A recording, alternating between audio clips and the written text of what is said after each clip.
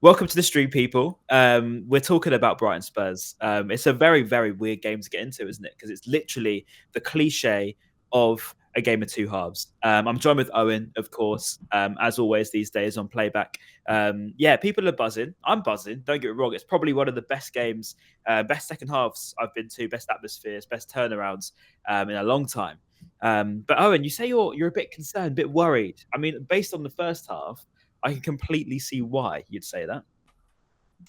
Yeah, I was going to say football's a game of two halves, and that sums up yesterday's game perfectly. The first half was relegation fodder level performance. The second half, we looked like the best Yeah. team on the planet. So, it's you have to take the good with the bad with a bit. It'll be a bit misleading to just celebrate the win for what it was. You do have to acknowledge there was some pretty negative sort of points from that game, specifically in the first half. And Tottenham just capitulated completely in that second half. And obviously, somehow we managed to come away with a win. Yeah, pretty much. I mean, we'll get into the Spurs collapse as the second half chat comes around. We'll talk about the first half first, if you like, because yeah, I agree. It was probably one of the worst halves of football I've seen us play, which is really, really weird to say. But it's considering the result and everything. When you actually look at that first half, I think I was messaging you thinking, my God, I actually didn't really know what had hit us again. It looked like we didn't really set up too well in the first half. I think Spurs knew what they were doing. It's similar to the Chelsea result, wasn't it? Really, with that first half too, where they could have taken us apart, and they really probably should have done. I mean, they should have at least had three if Brennan Johnson tucked his away. And going into that first half, second half, I think if at half time there, we were either thinking, "Wow, we're going to get smashed here," and two, I don't know. I don't know about you. You could change my mind here, but I don't think there was a reasonable enough evidence in the first half to suggest we could turn that around in the way we did. Yeah, it was a naive setup again. It didn't really look like we'd learnt anything from Chelsea based off that first half. As you said, Tottenham were very sort of unlucky not to have three, maybe even four. We were just being peppered with chances. Didn't look like we were creating anything. Our build-up as a whole was sort of generally quite poor, especially if you sort of compare it to last season where we was sort of seen as one of the best teams in the world at building the ball up. It's been quite negligent this season in that aspect. And yeah, like obviously it's easy to rewrite history now. We've got the hindsight that we won, but at the time everyone was sort of confused, a bit angry, sort of frustrated, annoyed at just how poor we looked. Yeah, I was a bit the same. I think first half, I think everyone was, I think there was a lot of wild claims, but that's football, isn't it? I mean, I was very unsure. In fact, actually, I thought the standout sort of that first half, obviously, Balaba's been very good for us. You rightly say about the sort of way we set up. I don't know. It was almost like we didn't learn from Chelsea, wasn't it? We almost went into it in a similar sort of way. I think the line wasn't quite as high, but it was still high. And it was enough for, it didn't take a genius to know that Kulusevski, to know that Brennan Johnson on the form that they're in at the moment, we're not going to struggle too much for chances. And Solanke's obviously been very good too. And that's what worried me, really. I thought, you know what, I'll judge, this sort of Hürzeler style based on this weekend, because I thought I'll cut him some slack. Chelsea was, could be deemed as a freak. It's never happened before that 4 goals from the same player happened in the first half, let alone 6 goals all in. So I thought, okay, let's judge it after Spurs. And going into that first time, I was thinking, my gosh, have we really not learned anything? And yeah, of course, the second half, it does change the history. But do you think maybe that first half is something to really, really learn from and think, right, if we do that again, we might not be quite so lucky in the second half to get away with it? Honestly, no. I think the lessons should have been learnt from Chelsea. Even before Chelsea, the warning signs have been there in games where we've either sort of been quite lucky not to concede more goals from where teams haven't taken the chances that they've created, or not even created the chances they should have created. I think in the Ipswich game, they probably should have had a goal at some point with the counter-attacks and whatnot. We just look very exposed against the transition. And that is, I think it is because of the high line. You've got 3 defenders who I'd class as slow. Yeah.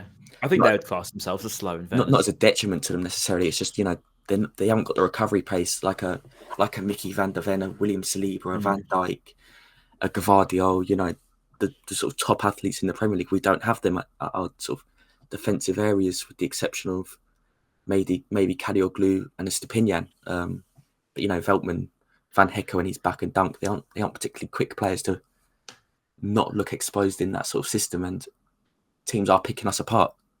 I think that's become a bit of a reality. Do you think that's a stylistic problem? Because as much as I completely agree with what you're saying, second half was very different. Spurs, looked a fraction of what they were in the first half in the second, and they almost had a bit of a. It was almost like the complete roles reversed. They had a similar sort of second half to us as we did in the first half. But stylistically, you say the warning signs were there from early. And I agree with you, by the way. I do agree. It was quite obvious, I thought, from that.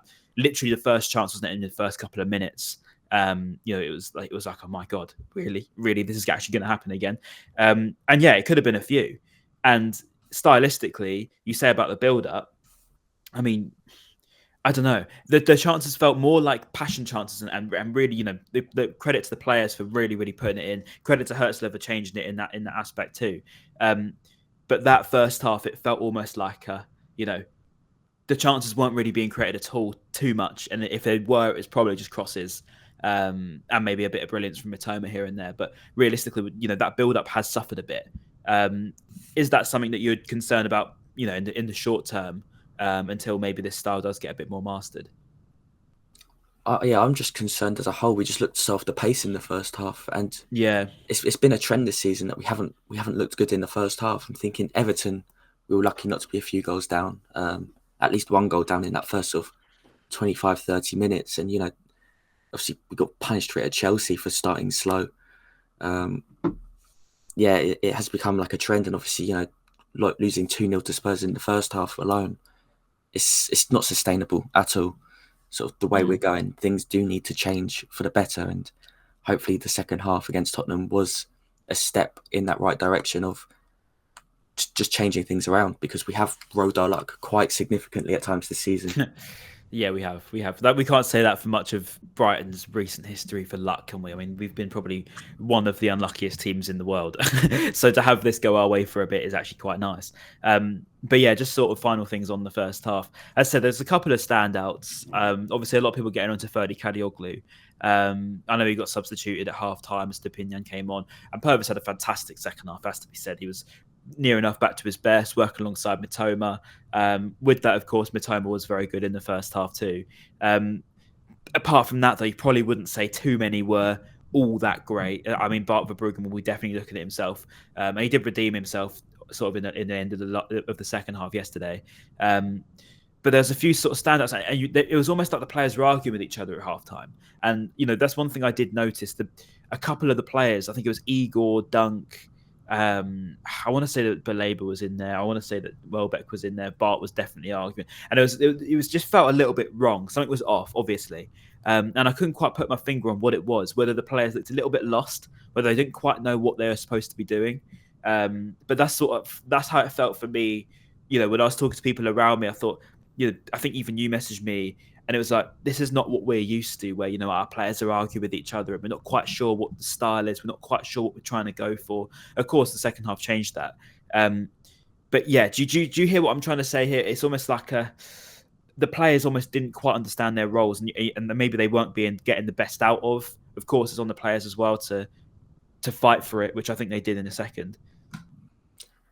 I think one of the key words that, like, specifically me and you have spoken about in private is, like, what's our identity as a team? Because with De Zerbi, it was really obvious. It's the positional play, the sort of really fast build up, baiting the press and whatnot, and sort of hitting teams in transition. With Hürzeler, we don't really know, besides a high line, which is sort of, for lack of a better word, like quite reckless. Pressing high, I think, is, I guess, the style that Hürzeler wants, isn't it? It's the high press and forcing mistakes. Gegenpressing, if you play Football Manager, if you know what I mean. Even then, though, I think we sat off them quite a bit in the first half, or we'd have two players go forward when there'll be 4 Spurs in the build-up, and they would just sort of play through it quite easy. It was, as Jonas just said in the chat, it was a bit of a mid-block at times, which was, it wasn't very effective. Yeah, I think so. I think yeah. What Ned said here, the quick quick build up, I probably wouldn't say so much. I think it's more sensing opportunities and trying to take them is what I'd say. We're way more prepared to go for the long ball, probably put the cross in, go a little bit more old school, perhaps in that sense. We kept looking for Minteh. I think we drilled it into Jorginho way too often, and they were just quite ready for it. I think Spurs do a similar sort of thing. Difference is they're probably a little bit more prepared.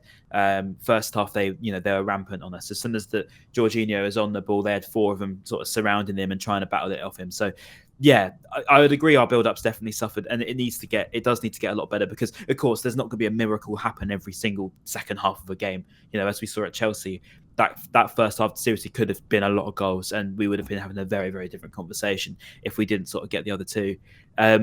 But yeah, I think that probably the quality of chances is lower now. I don't quite know how you counter that because it's weird when we've got arguably the best attack strike force we've ever had. In terms of quality, I don't think we've had so much attack quality. And you can correct me if I'm wrong, Owen, but do you agree with me? That I don't know. You'd probably want a bit more, particularly sort of moving through the gears. But then it also has to be said, a lot of these players are very new. It does take time to gel, and of course, that can suffer for that as well. For sure. One thing I've noticed with our wingers, not so much in the second half because I think they were sort of stepping their foot on the gas a bit more, but when they get the ball, they're not attacking their fullback, and that's happening on both sides. They're almost like hedging and waiting for a pass out, which because I think second half they did that a lot. To be fair, Minteh and Mitoma were rampant second half. Yeah, that's what I'm saying for the first half. So it makes me think it was a tactical decision for them to do that because it's been quite prevalent this season, and it's really suffered Mitoma's performances. And obviously, when he has the license to actually attack his man, he looked like one of the best wingers in the Premier League again. So, yeah, is it concerning that it's taken how many games we played, like 6 games or whatever, for Fabian to realise maybe Mitoma should be attacking his man and Minteh should have the license to attack his man and sort of, make them answer questions and instead of sort of hedging and then playing back and trying to go through sort of one way. Yeah, no, I get you. I think it comes down to that same sort of word which gets used a lot now, but that misprofiling, not just for the wingers, but I think quite all round. I think midfield, the only one that has been completely correctly done is Belabor this season, and he's done really, really well. Big credit to him as well for taking it on as well as he has done and becoming arguably one of the first names in the team sheet. But I think all round, even from the centre back build up, from the fact that we play this high line with slow players. But even like Bart's kicking is quite interesting now. This is a goalkeeper that was only a couple months ago was he with the semi-finals of the Euros and one of the standout performers. Of course, he's only 21, but even that distribution's not been quite as good, not quite as there. And there's been just a few little factors that I've noticed that maybe the players haven't either got used to it or they haven't. It's not clicking for them. Maybe. Of course, second half is like everything was warped upside down, and it almost makes us sound stupid for saying all this stuff. But at the same time, we've got to talk about it because it happened. I don't know. Do you feel like maybe the players, as a general, not just on the wings, not just in midfield, and even defence, as Mitoma Nepal says, the distribution just wasn't there at all from Bart. I don't know. They're not bad players, right? These are very, very good players, and at times it just did not look like we were getting anywhere near the best out of them, and that has happened for a few games. In fairness, I think if you sort of put our players in black and white, so you didn't know they were Brighton players, and replayed that first half, and you'd say, where do you think this team would finish? Just watching the Brighton players, say relegation, right? But because we know how good these players are, how good these signings are and will be and are meant to be, and sort of how highly regarded Fabian Hürzeler has been in the media, you'd say, hang on, something's not right here. Like Brighton should never be playing like this at this level. And I think we did look like a relegation standard team in that first half. Sort of just everything was going against us through sort of just Tottenham playing well and just us just not being at the races in the first half. Yeah. I spoke to Hinch earlier, and he said that what changed at halftime? Like, what was it that happened? And he just said simply they weren't running enough. And he didn't feel like they were doing enough. And, there's quite a broad statement to make, but, I think maybe the players accepted a bit of accountability going into the second half. It looked like a completely different team.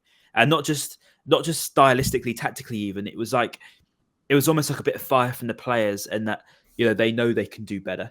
I think you saw particularly Welbs was almost like a bit of a leader yesterday. Igor was a bit of a worry. Igor deserves a lot of credit, because I wasn't completely convinced on Igor going into that game, especially in the way he had to come on. Shame for Webster, by the way, with the injury. Hopefully he's okay. But just the way that it was almost like, Welbeck and all that, almost trying to steam it on. I think Welb said in his post-match, that it was Jason Steele and a few of the older sort of guys, James Milner and JP Van Hecker, in the changing room was saying, we're not good enough. This isn't good enough. You're in the Premier League. Everything's got to be difficult. And, you need to fight. I think they definitely fought second half. We caught Spurs cold 3 times. And a credit to Jorginho. He was fantastic yesterday. I think he ran them ragged.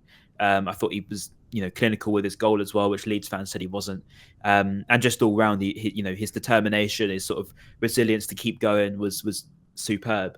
And as you say, rightly, Mitoma, Minteh looked completely different to what they did in the first half. Now, of course, you look at that first half and say, okay, masterclass from all involved in how you changed it round. But my question is, why? What happened? What can possibly be so different in 15 minutes to see a total different side to players that, as you say, we know are good? Yes, there's quite a lot. I think it can be, but sometimes it's just as basic as just running harder, running more, and winning them first balls. Tottenham definitely played their part in that collapse. That goal from Minteh doesn't happen if there's not 2 defensive errors. Of course. Van der Ven probably should have got the ball, but then if he didn't, Udogie absolutely should have cleared the ball, or not let it get to Minteh. And you have to give the kid credit. That was an absolutely incredible finish, sort of where he just didn't give the goalie a chance to save it. Yeah, it's brilliant. And he has come under some very harsh stick from fans this season. I don't get that. I think people forget he's a teenager. Well, they saw him score against some Japanese teams in pre-season, which, okay, they're good standard, but this is pre-season, and they're going, oh, we've got Lamine Yamal. Like, oh, we want to go in every game now. You're putting checks on him, which you can't cash. So because he doesn't live up to these ridiculous expectations of being a generational talent, now he's getting stick. It's absolutely ridiculous. So I'm very glad for him that he got that goal, and hopefully he continues to start and his confidence grows week on week. Agree. No, Minteh was brilliant. He started it all off, really. I mean, that goal, as you rightly say, is a good finish. Bit of luck, but sometimes you need a bit of luck. Minteh versus Newcastle, certainly written in the stars. One that's going to be a very, very big future. I don't agree with this one, actually. Someone said I was a bit confused by Enciso. I maybe Enciso, but I actually thought what Weaver came on to do, and at first I was a little bit like, oh, okay, taking off Baleba could be a problem. But I think he actually, played his role really well. The literal first involvement he had was just taking a tumble and killing a bit of time, and that's exactly what you need. Just a little bit of experience, maybe a little bit of know-how, getting that around. But yeah, I do agree with Julio. I'm not quite sure what's happened to Julio. He looks a very fraction of the player that he did last season. I don't feel like he's really got himself into the game yet. Again, may not be his fault necessarily. I think that people are overreacting. I don't know what you think, Owen, with the whole comments thing online, but he's not been quite there. I wouldn't read too much, but it does feel a little bit like he's taken a bit of a dip, doesn't it? Lots of off-field distractions, and maybe looking for a move before he's even proved himself at Brighton so much. I don't. If he wants a move, he's got a championship move at the moment. It's not like he's established yet. So I hope that he understands that he hasn't got a God-given right to go to a big team. I mean, you can't just sign players purely based on the potential. Not everyone's that silly. Yeah, I mean, he's a Brighton player, so I don't want to go too hard on him. But the day he's not a Brighton player, I will have a lot to say. So probably have to leave it at that. So second half, though, what do you think was it? Was it tactics? Was it a bit of belief? I mean, obviously, as we rightly say, Jorginho was fantastic. I mean, probably one of the best second halves I've seen in a long time. What was the main thing that you took from that second half as the changing, the factor that made it different, and the ones that really drove it on? I said to someone yesterday at half-time, half jokingly, that the players just said, Fabian, let us cook, like, let us do our thing. And it almost did play like that, actually attacking, Rooted doing what he does best, Baleba just charging around, Purvis just flying up and down the wing. It did sort of almost feel like I mean, I'm sure that wasn't the case at the players' table. But Fabian let us cook. Is that the tactic from the players? It wouldn't surprise me if there was a little bit of truth in that. Fabian said, right, what can these players do? What are they best at? How can I get the best out of them? Okay, Purvis and Mitoma, they're one of the best left-hand sides in the league. Let's make that happen and see. Because you're 2-0 down, you may as well sort of take some wild cards and see what you can get. And the gambles certainly worked and paid off. As for the substitutes, I was a bit confused at the time as well. I would have kept Labour on and brought Hinch off, to be honest. Yeah, maybe Hinch, to be fair. I think he struggles a little bit in midfield at the moment. He does look not as comfortable as he does at fullback. So I would have liked to see Ayari at some point. I think. Yeah, good point. Actually, Ayari's been, he's sort of gone out the reckoning a little bit, hasn't he? I thought he was actually quite a good second half at Chelsea the other week. So yeah, it could be quite nice. Maybe he gets the opportunity. Obviously, it's a long time off now. He got an international break in between this, so things could change. But I actually had 2 Swedish fans sat next to me at the game. They made the trip all the way over just to watch Ayari play. So I felt a little bit sorry for them. They said, but they're what a time to go. I mean, to see 3-goal turnaround is quite impressive. But yeah, Ayari fans next to me for the game is quite funny. That's actually horrible that they've travelled so far just to watch him on the bench. At least it was a great game. It wasn't, an absolutely... Yeah, that's what we said to him. I think they were just happy that the game was all right. Imagine if that finished 2 or 3-0 to Tottenham and they came all the way over and saw a loss with no Ayari. That would have been awful. Someone said, can Matt fix our midfield problem? And I don't think it's as simple as that. I think we're set up for a 4-3-3, which I said in pre-season. I said when we were signing all these players... And obviously, right now we're playing a 4-2-4, but a midfield of Baleba, Weaver, and O'Reilly just feels like the strongest that we've got and the most logical way to fit in all these midfield options. Yeah. And we have got 4 strikers, so that does become a little bit of a problem in that aspect. But João Pedro, unfortunately, is picking up a lot of knocks. So hopefully, if we did go to that system, you can sort of mitigate his workload a bit. Yeah, but it will be very good to have O'Reilly and Pedro back in the not too distant future. Yeah, hopefully. I mean, yeah, Zhao's definitely a big shame because I saw him in the boot yesterday and I just thought, oh god, it's just so frustrating because imagine him with the likes of Welbeck, with the likes of Mitoma, Minteh, and Jorginho. I mean, what an attack force we have at the moment. It really is quite incredible in terms of players we've got. Do we have a midfield problem, or is it just a case of all these new players being under a new manager? I mean, this is basically the main point, isn't it? It's are we good and everything's fine and it will just get better, or do we think that we're at and maybe not quite there yet, and we don't quite know what's going to happen next? Because that's sort of where I'm at. I'm not quite sure this time. I'm not quite sure what the style is yet. I think that it's a good style. I think it can work. But personally, just I don't like high lines. And that applies to Tottenham, right? We saw yesterday the way they fell apart. I mean, the caliber. I heard them talk about it on the radio on the way home, and they're talking about the caliber of players they've got at defence. I mean, obviously Van der Ven and Udogie, etc.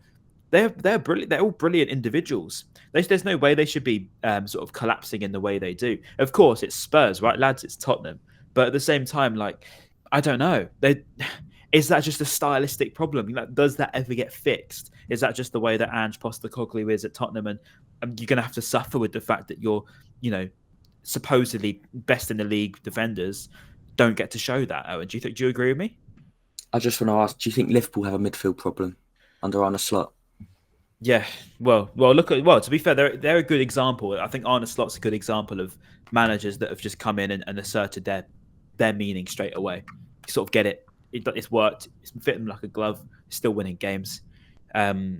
Maybe that's one thing that we haven't quite got yet. We're winning games. We're still getting points on the board. But I think actually stylistically, as you say, build up, etc., is just not quite there yet. And do you reckon that Fabian? Let's get it right. He's a young manager. It's a lot of time to go, of course, in his career. He's either too early or he's got time to adapt. It depends on how you look at it. And do you think that time to adapt can be given here? Do you think that that's fine? And by December time, we could see a completely different way of Hürzeler's sort of grown, I guess, with the Premier League and with Brighton. I also asked, do Chelsea have a midfield problem? 2 new managers at sort of bigger, tougher jobs than Brighton. I don't think either of them two have a midfield problem. So I think to say Brighton only have a quote unquote midfield problem because of the manager who's had a full pre-season is a bit misrepresenting of the issues at hand here. As for what you said with Fabian, I mean, I hope there's growth. I suppose these next 5 games will be sort of clinical to see what growth is there, how much have we adapted, and how different do we look. Because, I mean, we said earlier, we didn't look like we learned anything from the Chelsea game with the high line. Okay, we dropped it a little bit, but there's still, we were just getting picked apart. So, I mean, Fabian was described as like an adaptable manager, a little bit Potter-esque in that he will try and get the best out of his players, but we kind of seen the opposite of that, where it has been more principle-based of high line, and nothing else. So, yeah, I think it is a case of wait and see rather than coming to any conclusions yet. Obviously, Fabian's made mistakes, and now we have to give him a bit of time to see, can he rectify those mistakes, or are these things that are going to, ultimately, potentially leave us having to make a difficult decision down the line. Obviously, results are coming in now, but if results do go sort of tumbling down, it's a very slippery road in the Premier League. And especially, we want Europe this season. We can't concede too much ground, and that sort of does sound crazy to say given we're 6th at the moment, but I don't think our performances warrant that. So I think we need to improve, to be honest. As harsh as that may sound. Yeah, no, I think it's fair. It sounds harsh, but I sort of get it. Like, it's probably the first year where we've had expectation. Really, we've spent a lot of money. We want to get back to Europe, and we're in that that next stage of being Brighton fans. We now want success quicker than we had it before. We've seen a great deal of very, very good football here. As you say, De Zerbi, Potter. They sort of had their style, and what they did in their times were the right things for the club. De Zerbi had a really evident way of how he liked to play, and he got results in a really sort of fashionable way. The second half, has definitely warranted Hürzeler that extra time. It's definitely given him that belief, probably a little bit more belief anyway, from people that started to doubt the style. There was definitely a lot of takeaways from that second half that I look at, and I think, okay, well, okay, you could say the players are really, really up for it, which they were. But all of a sudden, as you said before, we're getting the best out of Purvis, we're getting the best out of Mitoma, we're getting the best out of Jorginho, Welbeck, Minteh. These are players that we know are very, very good players, but we're actually getting to see it on the pitch all together, working together. And Baleba too. It's probably a good time to go into the break. I think I heard someone saying that it's a bad time for a break. We don't need a break. We want to keep the sort of form rolling, but as you rightly say, Owen, I don't actually think we've been that good to be in the 6th place. And it's probably a nice way of, we got away with it and we've got another 3 points on the board in an absolutely unbelievable, dramatic fashion. And you say, okay, now we've got a couple of weeks of let's polish up. Obviously, a lot of going away, so we're going to have to accept that. But we need to polish up. I think you're right in saying we probably do need to adapt the style a little bit because it is Newcastle afterwards. It's very early to talk about Newcastle, considering it's a couple of weeks away. But they have a lot of potential to run us around, and it's a scary prospect if we do go there and sort of play a similar sort of naivety. We can't just guarantee the fact we're going to come back and all the players are going to turn up and work perfectly like they did last night. Yeah, these next, is it a 1 week or 2 week international break? I don't actually know. One, because it's the weekend after this one. Okay, so it's 1 week. I think a lot of self-reflection needs to happen. I'm sure Fabian will be watching every game this season. And, I think there's a lot of things that can improve. There's some things we're doing well. But yeah, I think hopefully we do see some quite tangible improvement in that first half against Newcastle, because I think that's been one of our biggest weaknesses is the first half performance and how we start. It's just something's not right there. And that's home and away. So it's not necessarily like it's a atmosphere thing or anything like that. I'd actually argue the atmosphere's not been too bad. I mean, it was very dead last night after we went 2-0 down, but then you sort of expect that, to be honest. But then the second half was good. I thought the goals were pretty loud. I thought the ending of the game was pretty good. I think the only thing is no one was quite convinced. Someone told me in the comments. I mean, even at 3-2, I still thought we could still give this away. And I think that's always a little bit of anxiety around the ground, isn't there? In these sort of moments, you think, I'm not quite sure. And I wasn't sure. I've got to be honest. I was thinking, oh God, here we go. If we throw this away, my God, I'm never going to forget it. And it just I think that certainty is not quite there yet. And as we say, I think, do you remember the game against was it Liverpool last season or season before under De Zerbi? And I think that game will always sit with me in my memory for a half time of perfection, and I've never seen such good first half. And I think because we've had so many games like that now, that you almost expected, we're not going to throw this away. We're pretty good, We've forgotten what it feels like to be on this side of the fence as Brighton fans, which you've been on for so long. We're almost gone back to it thinking, please don't throw it away. Oh yeah, I just felt absolute relief when that whistle went. Like, thank God we came away with 3 points.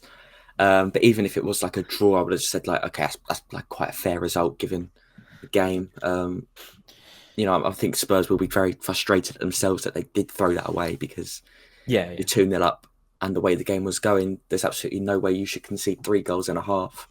Let alone in was it 10 minutes, wasn't it? It wasn't much. So yeah, I'm sure they'll be absolutely fuming. I mean, you saw Ange at full time. He just quite believe funny, that what happened. Great man, love the game. Ange was hilarious. Just how disheartened he was. I mean, it makes me laugh when managers get salty. I think when you saw him on the pitch at the end of the game, he was just sort of stood there, and I don't think he moved for about a solid 2 minutes. And it was just quite funny to watch. But I mean, look, we've owed Tottenham one for how long now? I mean, do you remember that Tottenham away game? All them sort of couple years ago now, and I think we've been hard done by Spurs many times. They've had the beating of us a few times, and it was about time. They had Harry Kane used to waste so much time cheating and diving and rolling around, and yesterday James Maddison was no better. And I think that.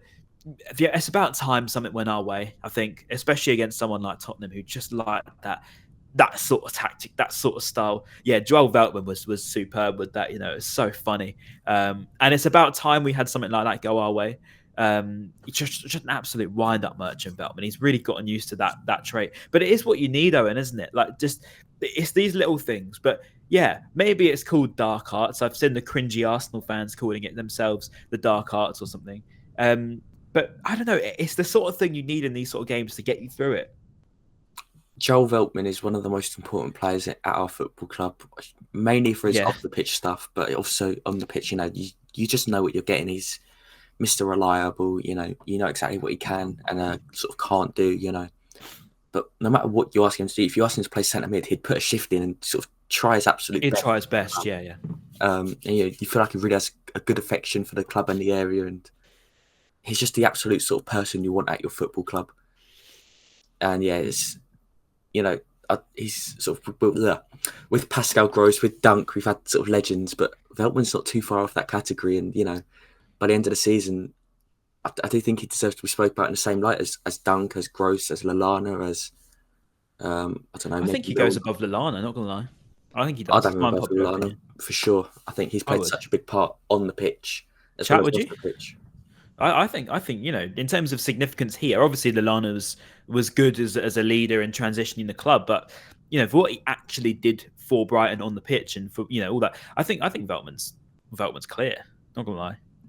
Yeah, I totally forgot about Welbeck as well. He deserves to be in the same conversation. Oh, Welbs is an icon, mate. Welbs is everything and more than what he ever thought we ever thought he would be. In the last 4 years he's been here.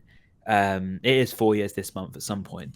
He's just a class act, all-round class act. And he only seems to get better. I mean, he deserved his goal yesterday. Should have scored first half. Fair enough, he didn't. And that's actually become a bit of a rarity in Welbeck's game in missing chances, in fairness to him. So I could afford him that. Second half, he gets the win, and he was absolutely rampant. And he's one of the only ones that was really, really, really driving it on. Even when we looked at that, our backs were against it a little bit. And he was there. He's always there.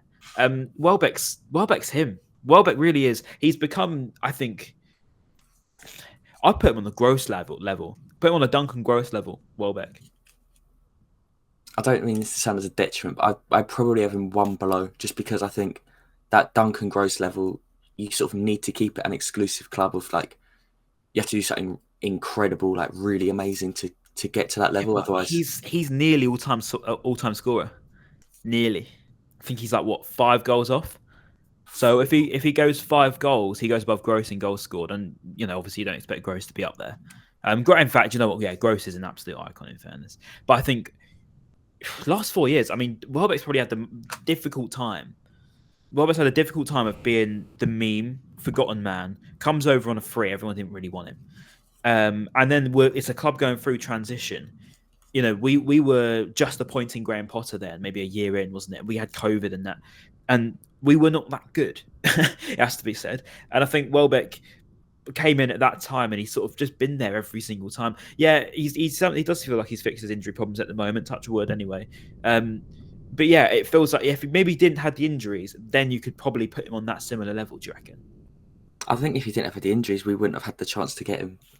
That's probably right. He yeah, does like sort of see out his career at Arsenal or Man United, or maybe at like a club level below that, where before Brighton emerge at that level.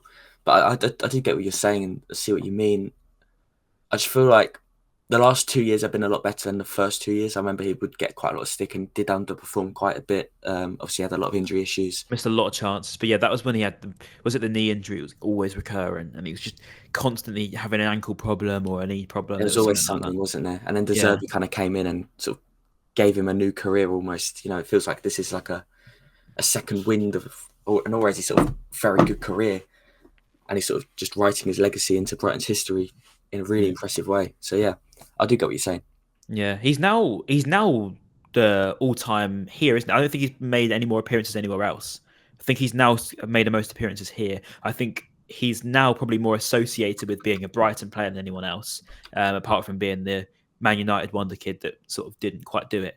But I think he's become the sort of Brighton player now, Welbeck, which seems to me still kind of weird. I don't know about you, but it still feels like he's the Arsenal player or he's the Man United player. But actually, I feel like now he's established himself as being the Brighton guy, the Brighton player, Danny Welbeck. Do you get what I'm trying to see? It sounds a bit strange, but that's how I now look at Welbeck. He now feels like the Brighton player, Danny Welbeck. People associate him to being a Brighton player.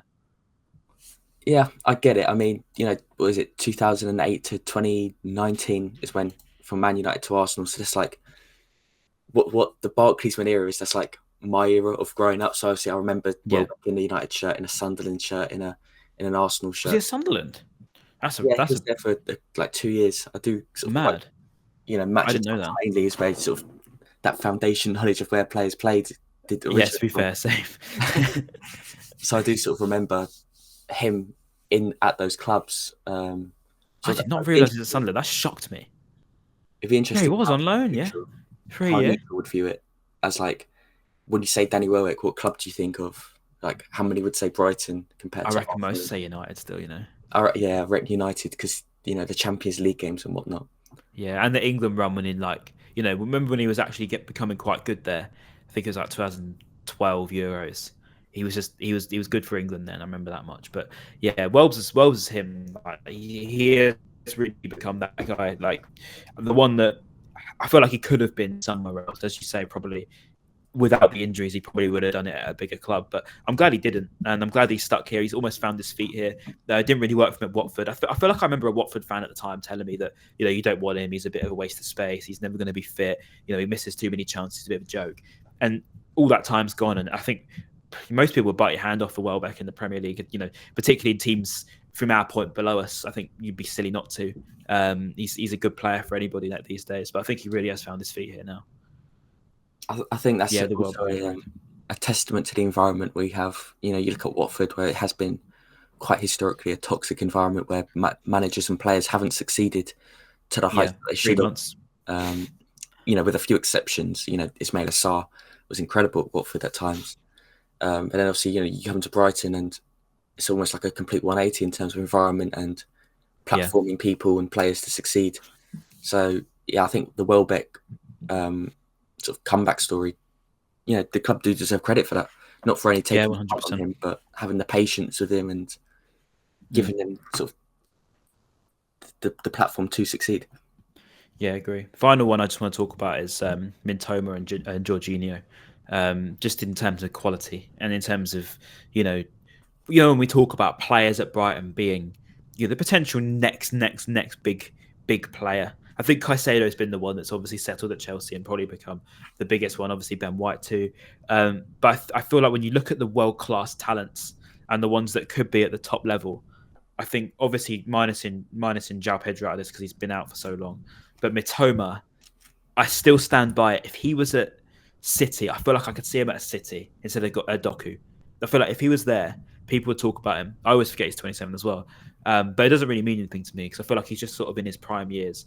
And he doesn't seem to get too much worse, sorry. To be fair, Pep could ruin him, to be fair. But there's just something about Mitoma. He's got like that big club aura. He's got that separates him from everybody else. I can't explain it. The first touch to the first take on to even just the first ball across that he puts, you just can see it's just that little bit better than what a normal player could do. Do you get what I'm trying to say? It's just something out of the ordinary, out of this world that he's got that not many players do. He's got, I think you can tell how good a player is regarded around the league by how they're sort of marked and defended. And Mitoma for quite a long time has had a significant amount of respect where teams will double him or, mark him really tightly, which, other players don't necessarily have that respect. You're seeing João Pedro starting to get it where you're seeing teams' defensive game plans are revolving around these players. And I think that is a good marker of how the league views them. As for Ruta, he's a blossoming star. You can see why we paid £40 million for him, despite some moronic fans saying, not even a £4 million player. It's completely ridiculous. Yeah, remember that tweet, God. So, yeah, glad Ruta, seems like an amazing person from how the club are portraying him. He seems hilarious, mate. He seems like the sort of person I want to be friends with. Yeah, he's got a good vibe about him. He looks like he gets on with everyone, which is obviously a good thing. And, has that Brighton character about him where, he just looks like he can go from group to group and fit in like a glove. And, when we're talking about the football player, the movement, obviously he saved us yesterday with some absolute moments of brilliance. And, just how young he is and the sort of little experience he's had. And again, talk about Watford, that toxic environment. Look at Leeds. What an absolute shambolic environment that has been at times. Well, I think he said even something about it, didn't he? About being at Brighton it's different. It's better. It's not as similar sort of mentality as what Leeds have. It's a nice place to be. And I think that's always a huge factor, as we said with Danny Welbeck as well. But yeah, Jorginho seems very impressive. But it's just them star quality. It's that X factor that these certain players have that others don't, and it just separates you slightly. Just a quick one there, a little late, but I think Welbeck has 6 more appearances away from being. Yeah, okay. See, there you go. So just saying, there you go. Not far off. Carlos Baleba could be. Welbeck up 116 Brighton appearances, 92 for United. So, okay. Well, see, he's more of a Brighton player than United. That's what I'm saying. Yeah, to be fair, Baleba could be given that star quality thing as well, because of not just what he was good at, sort of with Caicedo. How he's so good at breaking up play, he's so good with them tackles, crunching, and so good sort of athletically. But Baleba's got that and a bit more. He can go forward. He can bring the ball with him. He's very good. Clearly he's got a shot on him as well. He's got a lot about him, Carlos. He's rapid too. He's very quick, actually. And I think that's probably one of the first things we saw about Baleba is his pace. Do you remember against, was it Liverpool, his debut last season? And we just saw that quick break, that quick counter that I think he ran, I think it was 2 or 3 times, really. And we could just see it straight away. And yeah, he's a good... probably one that you would say right at the beginning of his career. And then you've got sort of Jorginho is the next step up. He's been at a few clubs. He's now sort of going to have his breakout here. And then you would say Mitoma is now probably, if he was ever going to go for a big move, you would say it's this summer. I hope he doesn't. But I'm saying I feel like they're all at different stages of their career, but they've all got that sort of star quality about them each that has that world-class ability about them. I mean, do you get what I'm saying? There's difference between world-class player, world-class ability. I'm with you on them 3-4 players, if you're including João Pedro. I think they are... João as well, yeah. I think they are our best 4 by a fair margin at the moment. I can see others sort of stepping up as time goes on. That's for Yankuba Minteh are the 2 that come to my head straight away. There's most likely others that I'm not remembering. But yeah, Baleba, Caicedo went for 115. Baleba needs to go for 150. Yeah, agree. He is a level above Caicedo. and he's just growing. Like if he in 2 years' time, he's going to be regarded as one of the best on the planet if he stays at Brighton. If he goes to a club and they sort of derail his progress, then the conversation shifts slightly.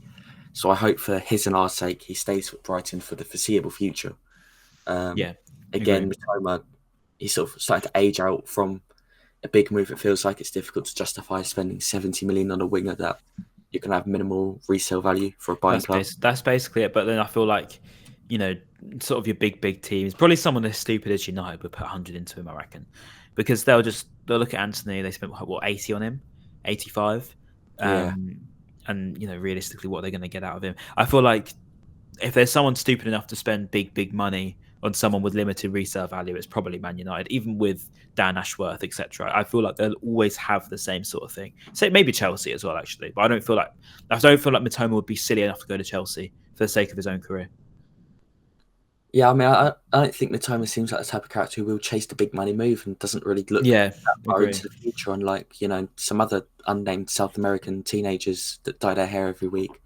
It's more focusing on the here and now, and how can I improve Brighton? How can I improve myself as a player? His cultural impact here has been insane. We've never seen it before. I mean, we saw a little bit when we signed Spursy Tottenham, for example, on South Africans, and we saw it with Ali Reza when we had with the Iranians. But we've never truly had it in person, having genuine fans wanting to come and support the club, not just watch the player, but come and actually support the club, buy merchandise, contribute into the community, and making fan pages, these sorts of things have completely catapulted not just Mitoma but the club, because it's pushed them into Spursy Tottenham. It's catapulted them into being from what Brighton could be into what Brighton is now. And I feel like what we were before Mitoma was a small club punching above their weight. I feel like now we've got a genuine superstar that actually brings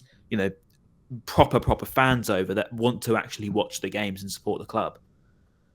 Yeah, I think I said it on here I don't know, maybe a month or two ago, the Japanese fans are amazing. And it's not just a case of saying that so they like me, because I didn't really like the Iranian fans. I thought they were really annoying, and I didn't like the South Africans because I thought give it a rest. I think I gained 5k followers and went on one of their news channels out there just because I got stitched up by them. On my personal Instagram, there's one of my posts that have about 20 Iranian comments just giving me stick because they somehow found my Instagram. I was like, okay. But yeah, the Japanese fans, every time I've had a conversation with them, they're always so respectful, and they sort of they take their time to learn the club and be respectful for the club's culture. And if Mitoma doesn't play, they look at it from an understanding perspective of why he might not play, rather than how dare you not play our star. Where's Mitoma? Yeah, I get you.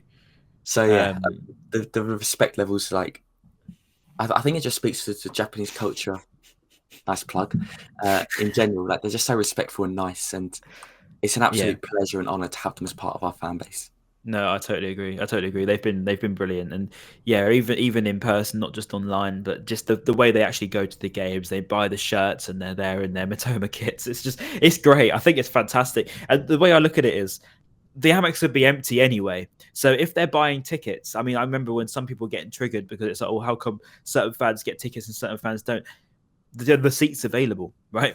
They're paying the money to go and watch the game, so let them enjoy it, right? I don't understand why it becomes so political, but it's great. I think it's brilliant. It's only good for the club, and it's good for Mitoma too, because he's become, as I say, that superstar quality. But I mean, I think we're pretty much there, aren't we? Really, I've got to run in about 5 minutes, but anything else to add? No, I think we went on some good rambling sessions there about Welbeck's legacy, Mitoma's fandom. Yeah, well, mate, it's international breaks for, isn't it? I mean, what else we could talk about all week? So we got to say about something. We'll just mention Facundo, because he's done really well at Leicester. Exactly what we needed the loan for. He's gone there, stood out already. They're probably going to fall in love with him, which is quite funny because there's no way he stays there. But yeah, brilliant loan for him. Another little quick 2-minute loan roundup. Seema is cooking at Brest. He's scoring loads in the Champions League, which is great for the club, because a player that we struggled to offload in the summer will hopefully have a much bigger market this time next season, or this time next summer. It's Carl Rushworth. Sorry. Go on, sorry. It's called up Facundo to Argentina, which is even better. Lovely. Carl Rushworth can't get off the whole bench, which is worrying. Yeah, wears on. Osman's playing quite regularly for Feyenoord, which is nice. I think that's it for like the big notable loanees. I'm not going to dive into all the EFL ones. Yeah, no, we've Yeah, got a lot out in the EFL to be fair, but yeah, weird about Rushworth considering the amount of offers he had, which is really. Oh yeah, Malik scored as well. Yeah, Kuye scored. Of course he did. He scored a good scored goal, I against think. Salzburg the other day. Sorry, what was that? He scored against RB Salzburg like yesterday. That was it. Yeah, it's a good goal. So yeah, looking good. Normani's obviously got a couple. Yeah, already at Pompey. Triple B should not even be in League Two. I think Moran scored for Stoke last week. I don't know what he did this weekend, but I'm sure someone could probably find it. Or maybe if a Stoke fan somehow finds this video, they might say. Solly in the 10-0. By the way, every single one of them goal scorers by default is a Brighton legend. And I want that. I want that exact same energy. Every goal scorer, any assister, in fact, that whole team from that under-23s drubbing 10-0 against your rivals, all icons, no matter what. They should be all remembered. I think that's probably one of the best results, regardless of Brighton, whatever we do in the women's game, in the men's game. That under-23s result should be remembered forever. Owen, do you agree with me? I just think it's really strange. The mighty Crystal Palace, European contenders this season, with a significantly better academy than Brighton, they lost 10-0. And, it's losing to us, then there's losing 10 though. That's just taking the mick. They said, "Oh, we got all our players out on loan." Brighton actually have more players out on loan than Palace from that age group. So I'm a little bit confused, Palace fans, if there's any here. Like, how come your small club that you sort of in your delusional realities are saying are so much better than Brighton? How are you losing 10-0? Yeah. 10's just completely ruining it for them. Like, there's not even a comeback. There's nothing you can say. 10-0 is 10-0. Like, that's just ridiculous. Try and get them to count to it instead. Went to a game on Saturday. Yeah, funny. But right, we're there. We're done. I'm on TalkSport in 5 minutes. If you want to hop on, please do. Yeah, 15:15. God, right. I should probably get going. But yeah, thank you all for joining us in the stream. Owen, you've been class as absolutely always. I'll put this on YouTube a bit later on. My Wi-Fi, I mean, this will go out probably about 8 p.m. But yeah, anything from you, Owen? No, just thank you for having me on as always. It's always a pleasure to talk Brighton. Thank you for everyone in the chat who's sort of contributed and said stuff. It's always massively appreciated. And yeah. Brilliant stuff. Make sure you like, comment, subscribe as well on YouTube, and we will see you some point during the international break. Got a little interview as well coming out very soon, so make sure you keep an eye on that. But yeah, we'll see you soon, and goodbye.